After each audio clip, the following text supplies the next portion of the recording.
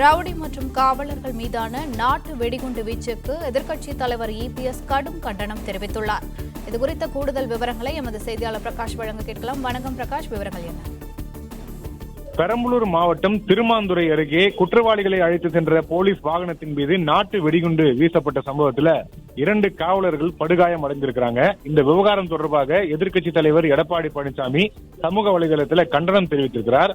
இந்த தொடர்பாக அவர் பதிவிட்டிருக்கக்கூடிய செய்தியில, தமிழக சட்டமன்றத்தில் இன்று முதலமைச்சர் ஸ்டாலின் தன் முதுகை தானே தட்டிக்கொண்டு பெருமை பேசி வந்த நேரத்தில் திருச்சி சென்னை நெடுஞ்சாலையில் அமைந்திருக்கக்கூடிய பெரம்பலூர் சுங்கச்சாவடி அருகே காவல்துறை வாகனம் ஒன்றின் மீது மர்ம நபர்கள் சிலர் வெடிகுண்டுகளை வீசியிருக்கிறார்கள்.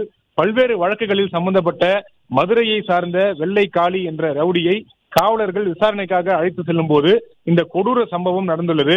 இந்த வெடிகுண்டு வீச்சில் ரவுடியின் பாதுகாப்பிற்காக வந்த 4 காவலர்கள் படுகாயமடைந்து மருத்துவமனையில் அனுமதிக்கப்பட்டுள்ளதாக செய்திகள் வருகின்றன. குற்ற செயல்களில்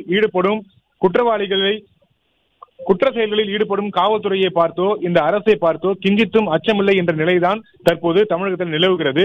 சட்டம் ஒழுங்கை சந்தி சிரிக்க வைக்கும் நிலையில் ஆட்சி சக்கரத்தை ஏனோதானோ என்று சுழற்றி வரும் முதலமைச்சர் ஸ்டாலின் இந்த சம்பவத்திற்கு முழு பொறுப்பு ஏற்க வேண்டும் என்று எதிர்க்கட்சி தலைவர் எடப்பாடி பழனிசாமி பதிவிட்டிருக்கிறார்.